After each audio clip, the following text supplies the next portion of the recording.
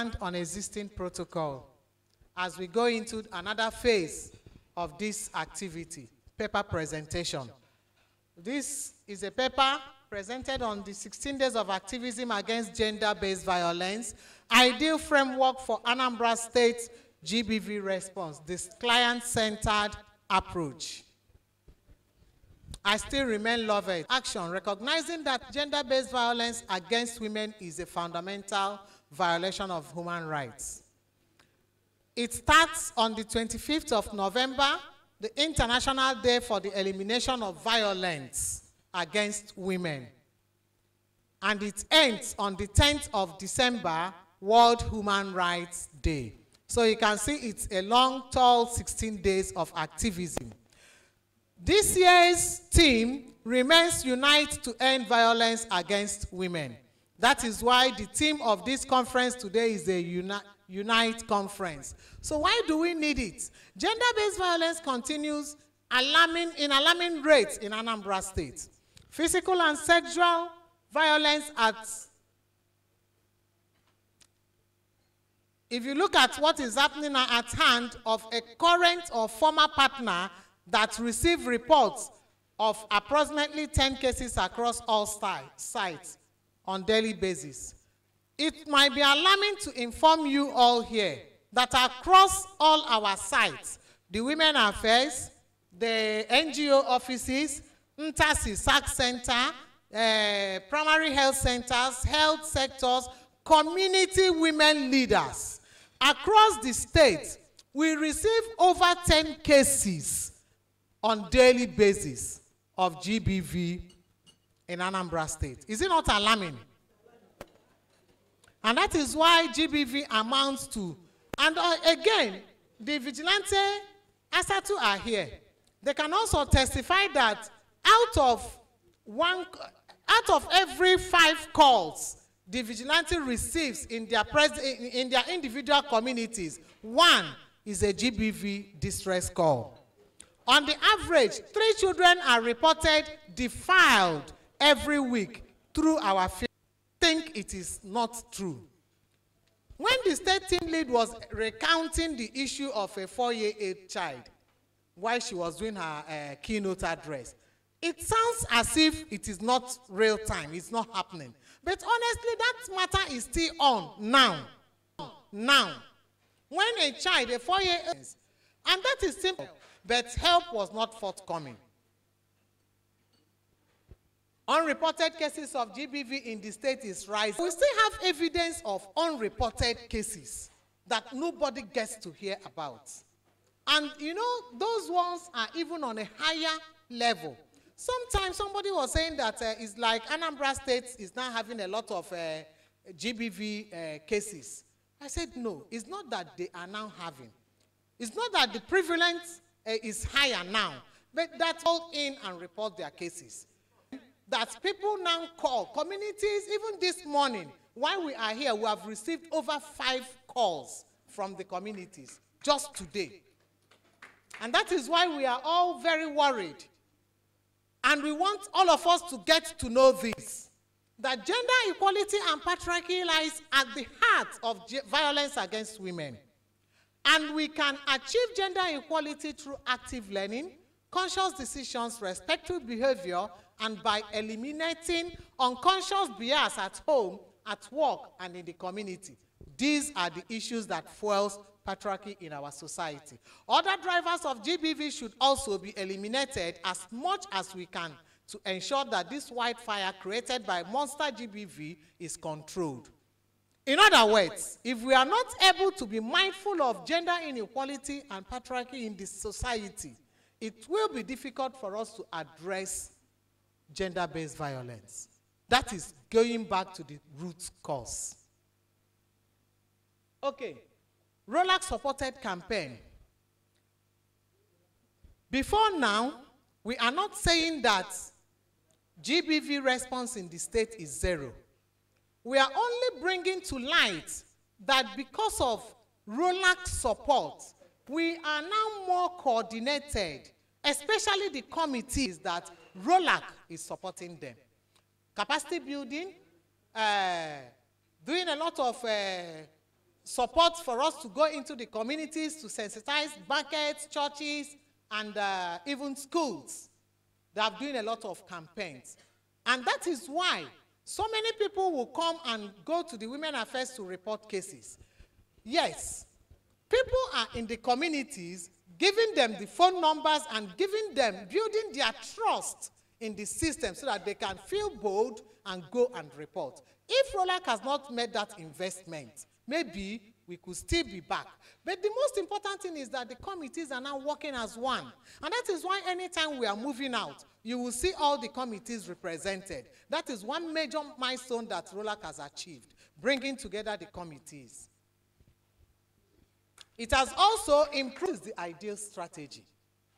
You know, if we come together here and talk and talk and talk without telling ourselves, what should we do next? What is the right thing to do? We'll still continue. You know, they say that GBV is a vicious cycle. Be mindful of this, what we call the P's for peace. We have at the middle prevalence. That prevalence there, we don't want to use survivor. We don't want it to be so screaming that we are bringing the survivor at the middle. But we use prevalence to replace the survivor. That is why we said it is a survivor-centered approach. And for us to drop this prevalence of GBV in the states, we have to do key things. We have to build on our partnership. We have to be mindful of policies. How do we build on partnership? That is why we are here. You know that today, people are from different specs of life. We did not just say we want to do a program for the traditional rulers or the MDAs or the civil societies. We made that time to bring people. You can see even the Children's Parliament, the people. You can see the community women leaders. Asatu is here. This is what we are looking at when we talk around partnership. It is only for us to agree at our individual sects. How do we continue to marry or to have a robust marriage with this partnership that we are building today? How are we going to synergize and rub off each other? Because together we can. We also have the policy issues. Policy. Yes, we have said Nigeria is coming to make their presentation. They said Nigeria. They are always very good with blueprints. And if you see our blueprints, if a Nigerian wants to package a strategy, if you look at it, you will say, this is beautiful. But when you look at the inside, how do we implement? How do we do those things that we say we want to do? Or is it just talking, or talking and doing? That is policy for you. We have a lot of policies. We have the VAP law, which every person that is working on GBV in this space now cannot say that they are not aware of. And yet, when we go into the communities and begin to talk around the VAP law provisions, you will still see people telling you that we are honestly shocked that these things are here.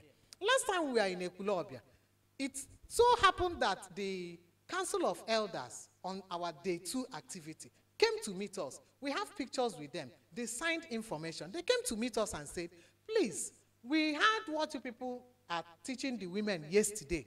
Can you explain it to us? And by the time we talked around some key provisions, they were like, is this really true? And this is a document, a policy that has been in existence for so how many years now? Since 2017.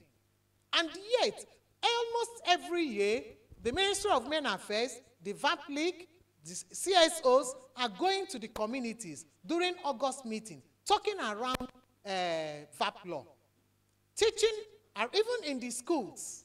And yet, you might be shocked that up to 60% of Anambrarians are not aware or claim not to be aware of the provisions of this VAP law.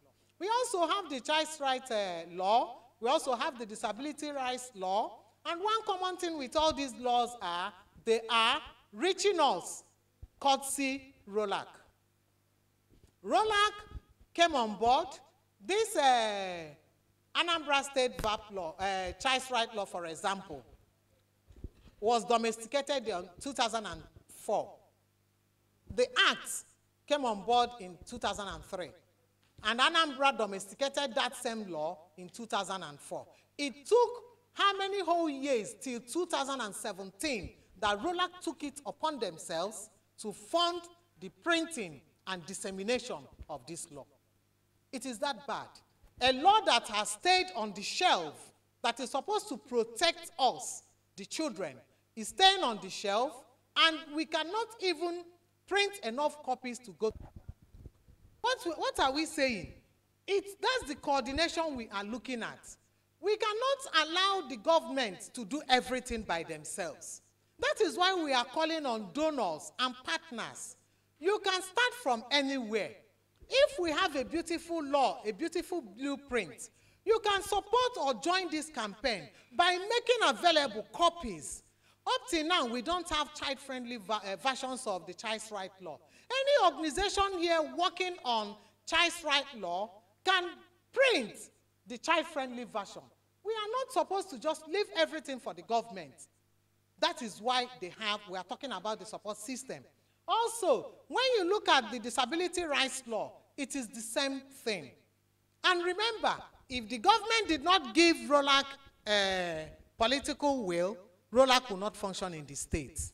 So we are not saying that the government is not doing what they are supposed to do. We are only calling people for you to know how you can join. We see this is an annual event. In next year's event, a traditional ruler here can decide to call on technical support to develop child-friendly version of child's right law and distribute in their communities for people to know their rights.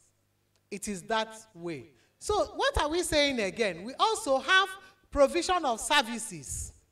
In provision of services is another key P that we want to talk around. When we are working on GBV response and you want to stand up and just face legal action or face counseling them without checking what are the other needs of that client or survivor, it means we are not using the survivor-centered approach. For you to work in that space using the survivor-centered approach, you must be mindful of that survivor. What is the needs of this survivor? What is in the best interest of this survivor? It's not just enough to say, see, I am telling you that we are going to court.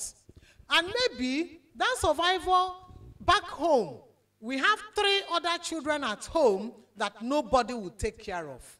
And then the woman is there, and the husband is already in the police net, and you forget to ask that question, who will take care of these children left at home? That is what we are talking about, provision of services. So when you are working with a client or a survivor, you must identify all the needs of that survivor and work towards addressing them one after the other. And that is why we say that partnership is very important.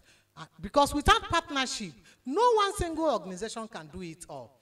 A referral center, but somebody must provide the other services. So but when you are working in partnership, the next thing you will do is you work on your own, you refer for the next person to pick up, you look around and ask yourself, what other needs do this person have? By the time you conclude or work on all the needs of that client, it means you are survivor-centered.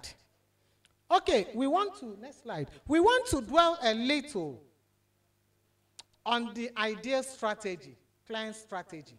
It's simply what I've just explained. We have the survivor at the middle. So, move on. I've already talked around this. Okay, let us start with prevention. You know, there's this age-long adage that says prevention is better than cure.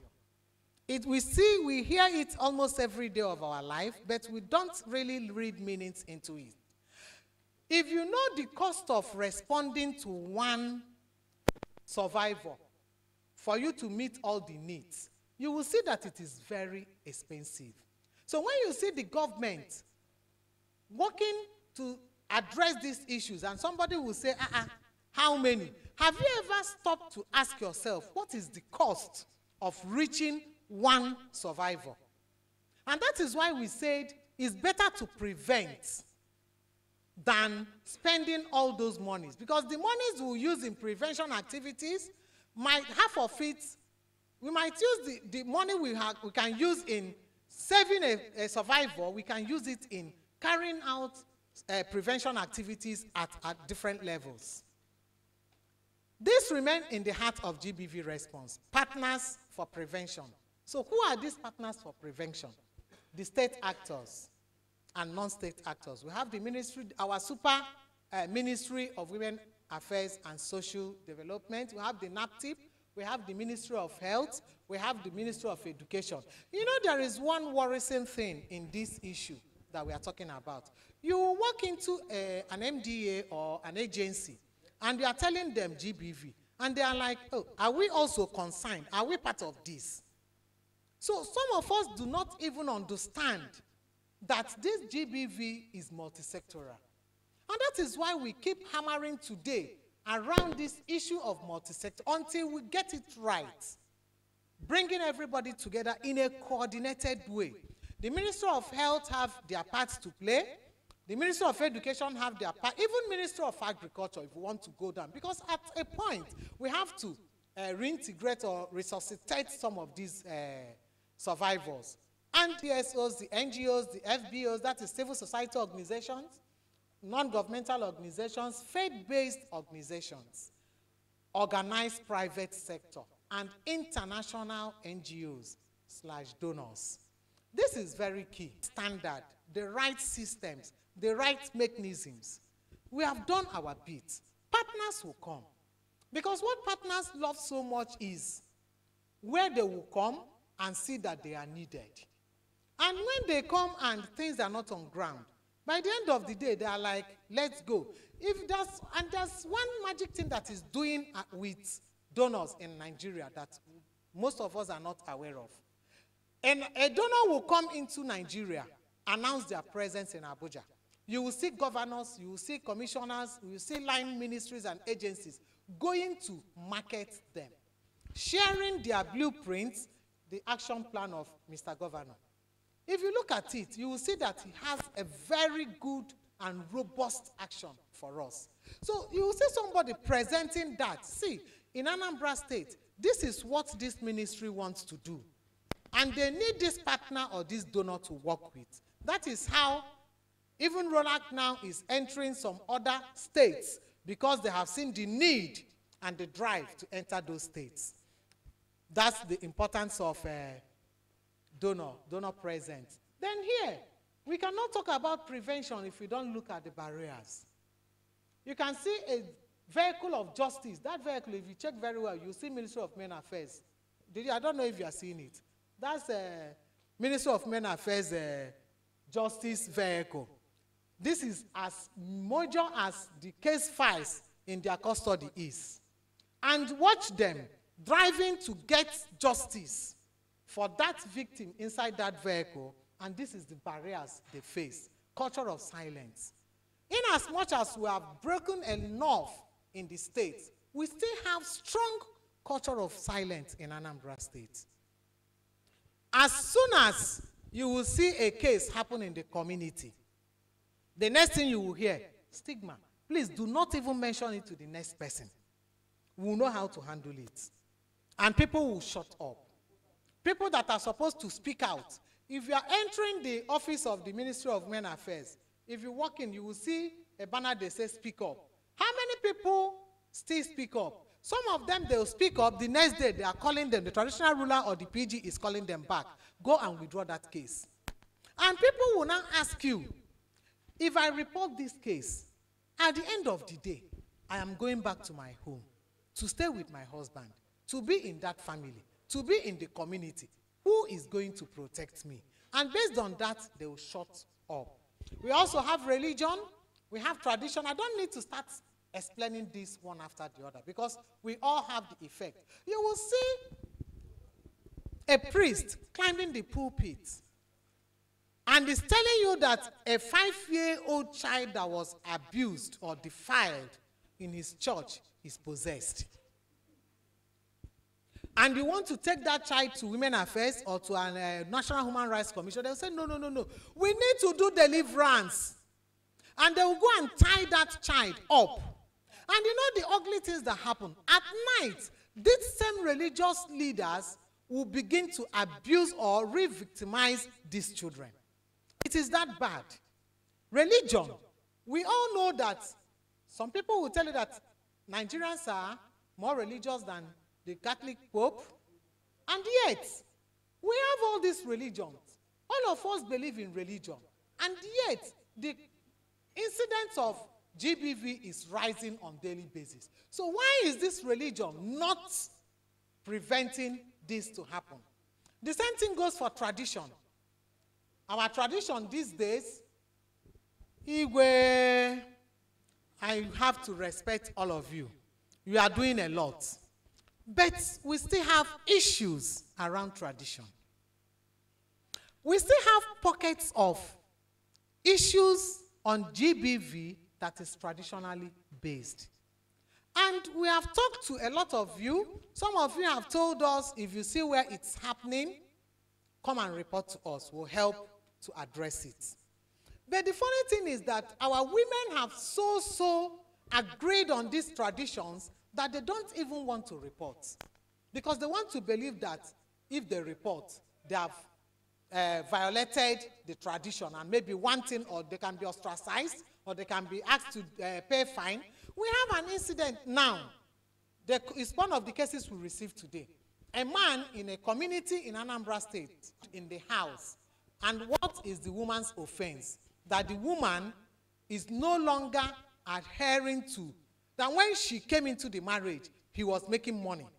And now that he's no longer making money, so he went to ask, and he was told by a traditionalist that the wife is no longer the wife he used to know. And that is why his ways has blocked. That same man has asked the wife first to bring a goat. By the time we called on the Human Rights Commission, we are working to see how we can stop that man from asking her to bring that goat. The next thing we had is, okay, since you don't want to bring goat, bring fowl. From bringing fowl, as at this morning, it has risen to 4 fowls. That this woman is supposed to. A lot of issues. We don't want to bring it out there. We are not here to winch what. We are only trying to bring out the barriers. What is stopping us from moving forward? We also have the issue of lack of adequate support for survivors. We have said that you cannot completely address the issue of a survivor without addressing all the needs. It is still playing out here. We have a non-passage of child's right law is not applicable to us. We have done all this. Our challenge now is implementation. That's where we are. Okay, so beyond legislation, prevention, what are these primary strategies we want to use, or we want to see if we can adopt in addressing GBV in Anambra State? We are looking at primary prevention, which is addressing the root causes. We are looking at advocacy. Sometimes now, if we write letters or if we call on some of our stakeholders, they're so happy because of the kind of participation. It shows that the Commissioner of Women Affairs really did a thorough work. For all these traditional rulers and these MDAs to be here today, seated and listening to us, is a milestone. So what are we saying? When we call on you that we are coming to advocate for one issue around GBV or the other, please give us a listening ear. And not only giving us a listening ear, these days, we are no longer interested in coming to do paper advocacy. We are coming with a prayer. We are for GBV response is to look at those our requests and see the ones you can achieve or you can pledge that you handle. And if you tell us that you want to address this, okay, you've listened to us. Let us not just take it as, okay, they have come and gone, and you keep it there. Please address those issues that we bring on board. We also have sensitization, awareness raising. This has been going on a lot in different ways. Sometimes we move into the community. There's one community we entered. 2 other organizations are there. Then I said, okay, all of you should come together. And is it not the same story, or you come together? So sensitization is going so much high in our communities. But the problem is, after the talkings, what next? We also have issue of value setting, change of mindset. If we keep sensitizing, advocating, raising awareness, and our minds are made up that it is a man's world, there is nothing we can do. Who raises these men or these boys that violates the rights of women? Is it not women? In the families, in the communities, in a woman's, in a girl's dress, he will not complain. So why would we now his identity? We are started assigning. You won't tell him to wash plates. It's the girls that washes plates. It's the girls that change our mindsets to realize that gender equality, like we said in the beginning, is very important. If the women in our midst here, please, at the tender age, let the boys and the girls rotate their chores. If this one is sweeping today, this one is washing plates. Tomorrow, change it. Let them get used to all of it. So that as they are growing up, they will know, they will have a mindset that there is nothing different from a man and a woman. We are also looking at value setting. What are the values we have in our families these days? In those days, I think it is still what is carrying me on till today. You don't see an elder and walk past anyhow. You respect your elders. If an elder is talking, you listen. If an elder walk up, you stand up. If an elder is asking you a question or in the vehicle, you respect and listen. But these days, those values, we have dropped it. We no longer pay attention to family values. You allow a child at a tender age to be carrying an iPhone and is pressing phone even while in class. And if you dare, as a teacher, touch that child, the next day, nobody is talking to them. Are we not looking at our young girls, these are our babies? We take them to the salon. You begin to do one kind hairstyle that is so, I don't know, it's not attractive, sir. It is evil intended. It's very wicked looking. You will see a child, they will go and put a lot of things, dread, and they said it's fashion. They will go and wear that baby, one bomb shorts, flying skates, different things, and they are parading this child along the road. And they think that child is still a baby. When they grow up now, will begin to change. And that child will grow up to become conscious of how she dresses, how she looks. In fact, I don't even want to go there. Because a lot of things is happening in our school system now for these little children that knew nothing. The only crime they committed is that they came into our families. And we have so changed them into monsters. When they go out there, they talk anyhow. They go to school, they will behave anyhow, and they will tell you that if you talk to me, a child once told a teacher, if you flog me, I will tell my mommy. My mommy will tell my daddy. My daddy will tell the HM. The HM will sack you. In the front of a child, in the name of private school. And the values we said is that you don't no longer fail children these days. Before you fail a child in school, Minister of Education, I'm happy that you people are here today. Because if we are going to get this value setting right, the education system is going to help us a lot. A lot is happening there. And in our families, do not overlook those issues. Any child that is above 7 years have learned everything they are supposed to learn. And anything you are doing around them till age 7 or age 10, you are wasting your time because they know that they have already picked a value. It is the value we set for our children today that they live with tomorrow. I am rounding up. We have campaigns, we have capacity building and, of responders and case workers. We have media engagement. Both traditional and non-traditional is very important. Data management. People will ask, what is data management doing around prevention? If we don't know the burden of GBV, we cannot know how to begin to address it. That is why data is very important. Of course, without data, we cannot improve. So what, again, my super mom is supporting me now. Beyond legislation protection, we have state actors, Ministry of Men Affairs again, Ministry of Justice, NAPTIP, non-actors, the same non-actors we have over there is still playing. So this is our protection strategies. We have to ensure that at any given time, if you want to set up a GBV response, the first thing you will do is to look for trained personnel to handle it. We have to strengthen our GBV coordination, very important, and at all levels. Develop and implement sectoral plans. If we are living here, the traditional rulers, to show that they have understood what we are saying, will begin to think of what is going to be our action plan to address this in our communities. The MDAs are thinking the same way, the CSOs, the community women, work with standardized tools. Security is very important if we want to get it right.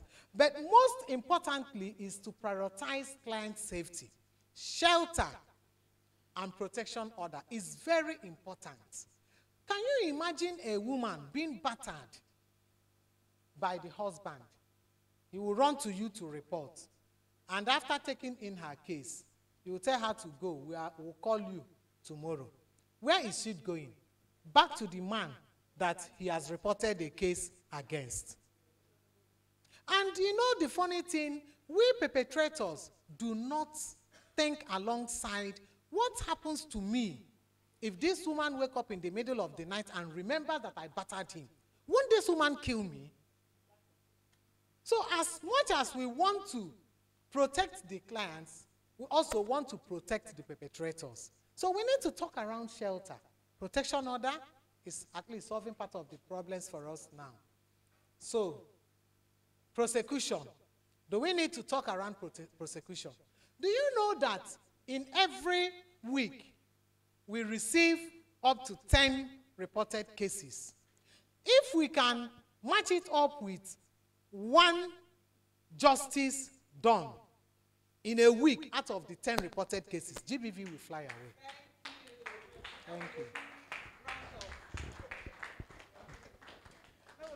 All right, I think this is the last one. Done. Yeah. Thank you. One successful GBV case in 1 month. Anambra. Am I Anambra? I go 0. Yes. Yes. Let's unite to end GBV. GBV. GBV. Let's unite to end GBV. In Anambra State, let's unite. Lend me your voice. GBV, GBV, let's unite. In Anambra State, let's unite. Your voice, your hand. GBV. Let's unite to end GBV. In Anambra State, let's unite to end GBV. GBV. GBV, let's unite to MGBV. Let's unite to NGBV. GBV. Clap your hand, oh. Almost cool, almost cool. In Anambra State. Thank you very much. Thank you. And right now we want to get into our panel discussion. In fact, in Kabudi Koko, that's where we are now. This is where we're going to get all the information we need and get all the resolutions that we will need. Let me tell you that we have something at the back, you know, GBV knowledge track. Now, if you're not so beautiful, not different from what we're doing here, let's gently walk around. Part of exercise. Part of exercise. I stretch one. Yes. You know now. Part of exercise. So Biko, let's do this knowledge. Biko, can we? Shall we? Come up here. Okay, sorry. Distinguished participants, please, I want to make a very passionate appeal to all of us here. I want to point out 3 critical things that we are leveraging to set the background to set the scene for whatever agenda it is that we are going to chant today. The first one was my keynote address. The second one is the presentation that Loveth just finished. And then the third one will be this panel discussions. We will get things there that we can leverage on and brainstorm together and think of what we are going to take on. What we are going to take out from this activity today as the agenda for Anambra State for implementing sexual gender-based violence. We kept reiterating that we'll have the framework, but beyond the legal framework,